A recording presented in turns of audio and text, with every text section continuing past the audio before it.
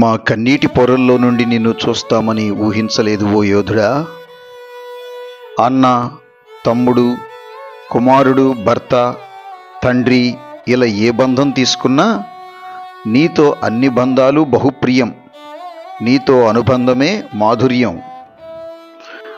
అమ్మపై నీకున్న అనురాగం ఏమిటో అనిపించేది. నాకు తండ్రి లేడు, మా అమ్మే నన్ను పెంచింది. ఆమె నాకు తల్లి, ఆమె తండ్రి. సో నేను 11వ తారీఖు రావాలి అమెరికా నుండి, కానీ మా అమ్మకు బాగలేదని తెలిసి నేను 5వ తారీఖే వచ్చేసాను. 4వ తారీఖు బయలుదేరి 4వ తారీఖే వచ్చేసాను. సో మా ఇంటికి ఉన్న పెద్ద దిక్కు ఆమె మాత్రమే. ఆమె బాగా ఇప్పుడు వీక్గా ఉంది.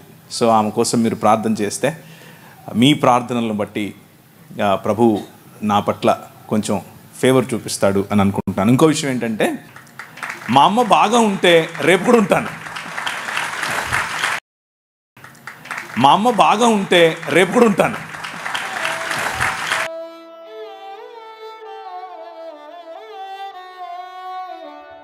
భార్యపై మీకున్న ప్రేమానురాగాలు మహా అద్భుతం అనిపించేవి. నాకు మాత్రం నా భార్య లడ్డుగానే దొరికింది. మామూలు లడ్డు కాదు. ఇప్పుడు నేను చేసే పరిచర్య, మీకు కనిపించే పరిచర్య, నేను చేసే పరిచర్యల్లో ఒక 10వ వంతు మాత్రమే. నిజంగా చెప్తున్నాను, 10వ వంతు మాత్రమే. చర్చ్ ప్లాంటింగ్ కానివ్వండి, రోడ్డు మీద పడుండే వాళ్ళని తీసుకొచ్చుకోవడం కానివ్వండి, పిల్లలను పెంచడం కానివ్వండి, డిసైపుల్షిప్ ట్రైనింగ్ కానివ్వండి, బైబిల్ కాలేజెస్ కానివ్వండి, బిజినెస్ యాజ్ మిషన్ అనే పరిచర్య కానివ్వండి, వ్యాపారాలు స్థాపించే పరిచర్య కానివ్వండి, పొలిటీషియన్స్గా ప్రజలను రిలీజ్ చేసే పరిచర్య కానివ్వండి, ఇలాంటి పరిచర్యలు, అనేకమైన పరిచర్యల్లో నా భార్య నా ముందు నాకు వెనక్కుండి నడిపిస్తాయి. మామూలు కాదు.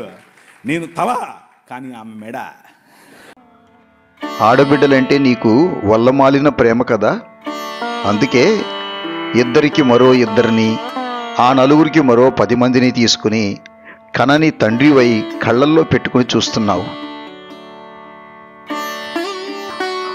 మొత్తంగా నేను స్త్రీ జాతి పక్షపాతినే అంటూ లేఖనాలను ఎత్తిపట్టి వారి కోసం పోరాటమే చేస్తావు. ఏమిటో ఈ దేశపు ఆడబిడ్డలపై నీకున్న ఆ వల్లమాలిన శ్రద్ధ, బాధ్యత. ఎన్నో నలిగిపోయిన కుటుంబాలకు ఆదరువయ్యావు. విరిగిపోయిన జీవితాలకు వెన్నుదన్నయ్యావు. ఆర్థికంగా చితికిపోయిన వారికి ఆసరా అయ్యావు. చదువుకుంటూ ఇండోర్లో ఉన్న, వ్యాపారం కోసం అమెరికాలో ఉన్న 24/7 మ్యాన్ ఆన్ మిషన్ అన్నట్లు సిలువ మిషన్లో అలుపెరుగక ఉత్సాహంగా పరుగులు తీసేవాడు. బైబిల్పై దుమ్మెత్తిపోసే మతోన్మాదులకు సాత్వికంతో నువ్విచ్చే సమాధానం ఒక రోల్ మోడల్ అన్నా. అనుమానంతోనే కానీ, ఆక్రోశంతోనే కానీ, అర్థం చేసుకోవటానికే కానీ, అవమానించటానికే కానీ ప్రశ్నను ఏ ఉద్దేశంతో అడిగినా scientific, philosophical, ethical, social, historical, బైబిల్పై ప్రశ్నలు ఏ కోణంలో నుండి సంధించినా ఏమాత్రం తడబడకుండా చిరునవ్వుతో సాత్వికంగా, ప్రేమగా నీవిచ్చే సమాధానాలు మతోన్మాదులను సైతం ఆలోచింపచేయలేదు అంటే నమ్మగలమా? అజ్ఞానం అడ్డొచ్చి అడ్డుకుంటే తప్ప మీతో స్నేహం చేయకుండా ఉండటానికి వారికి మాత్రం సాధ్యమా చెప్పు?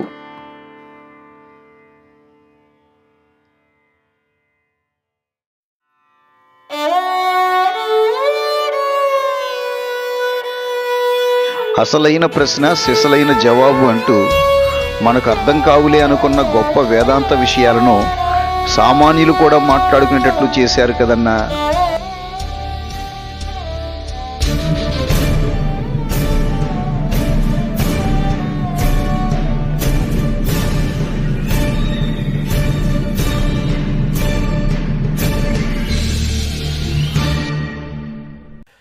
అసలైన ప్రశ్న, సిస్సలైన జవాబు అనే ఈ కార్యక్రమంలోనికి మరొకసారి ప్రేక్షకులందరికీ స్వాగతం. ప్రభువైన యేసుక్రీస్తు నామములో మీ అందరికీ శుభములు. ఈ సాయంకాలం చాలా మంచి ఒక సబ్జెక్ట్తో మీ ముందుకు వచ్చాం. ఉరిమే నీ ఉత్సాహం, మెరిసే నీ రూపం, ఆకర్షణీయమైన నీ స్వరం టీవీ తెరపై భలే ఉండేదన్నా. చుట్టానికే చాలా ఉత్సాహంగా ఉండేదన్నా. కెమెరా వచ్చి ఎక్కడ నిలబడింది? Graeco Roman empire. అక్కడ నిలబడిన నీ రాజు మాట్లాడుతున్నా. నీ ఉండే సమయం దేవునికి ముందే తెలుసు కదా. అందుకనే అందరూ అంటున్నట్టు చిన్న వయసులోనే మీ ద్వారా పెద్ద పనులు చేయించాడు దేవుడు. ఎంతో కాలం బ్రతికి చేయాల్సిన పనులు కొంతకాలంలోనే చక్కబెట్టేసుకున్నావన్నా. గొప్ప చదువులు చదివావు, కంపెనీలు స్థాపించావు, వ్యాపారాలు చేసావు, కానీ ఎప్పుడు చూసినా మీలో మంచి మనిషి తప్ప మరి ఎవరూ కనపడలేదన్నా.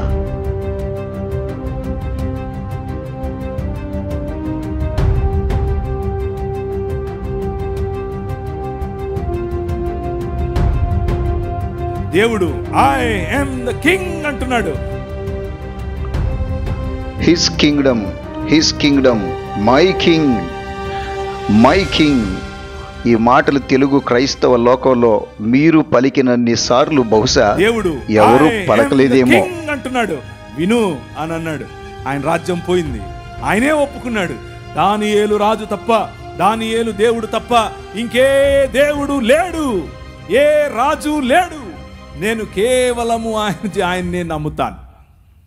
Your king is so powerful. నీ రాజు చాలా బలవంతుడు, చాలా శక్తివంతుడు. నీ వెనకున్న రాజు సామాన్యుడు కాదు. ఆ రాజు ఏ చేతి సహాయము లేకుండా తీయబడినటువంటి ఒక రాయి, ఇంతై మహాపర్వతమై ప్రతి రాజ్యాన్ని తుత్తునీయులుగా పొడి పొడిగా దంచి పారస్తది అని చెప్పాడు. నెబుకద్నెజర్ పోయాడు, పారసీకుడు పోయారు, మాదీయులు పోయారు, జెరక్సస్ పోయాడు, సైరస్ పోయాడు, అందరూ పోయారు. ఇప్పుడు పిలాతు నిలబడ్డాడు. Graeco Roman empire. కెమెరా వచ్చి ఎక్కడ నిలబడింది? Graeco Roman empire. అక్కడ నిలబడిన నీ రాజు మాట్లాడుతున్నాడు. My Kingdom is different. నా రాజ్యం వేరు. ప్రతి దేశాన్ని ఆశీర్వదించే రాజ్యం నా రాజ్యం. నా రాజ్యం ప్రతి రాజ్యాన్ని, ప్రతి దేశాన్ని, ప్రతి భాషను, ప్రతి మతానికి చెందినవాణ్ణి, ప్రతి కులానికి చెందినవాణ్ణి, ప్రతి స్త్రీని, ప్రతి పురుషుణ్ణి, ప్రతి బానిసను, ప్రతి యజమానిని, అందరి కోసం వచ్చిన రాజ్యం. అది ఏ చేతి సహాయము లేకుండా తీసిన రాజ్యం. ఆ రాజు కోసం, ఆ రాజ్యం కోసం ఎంతగానో ప్రయాసపడి నిన్ను ఆ రాజ్యంలో ఏ పదవి కోసం పిలిచాడో ఆ రాజు అక్కడ కూడా రాజ్యాలను ఏలుతూ నీ రాజుతో బిజీగా ఉండన్నా. దిగులుగా ఉందన్నా.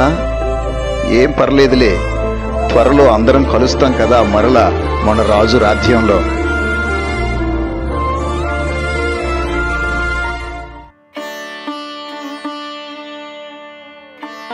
ప్రవీణ్ అన్న జ్ఞాపకాలతో ఓ తమ్ముడు.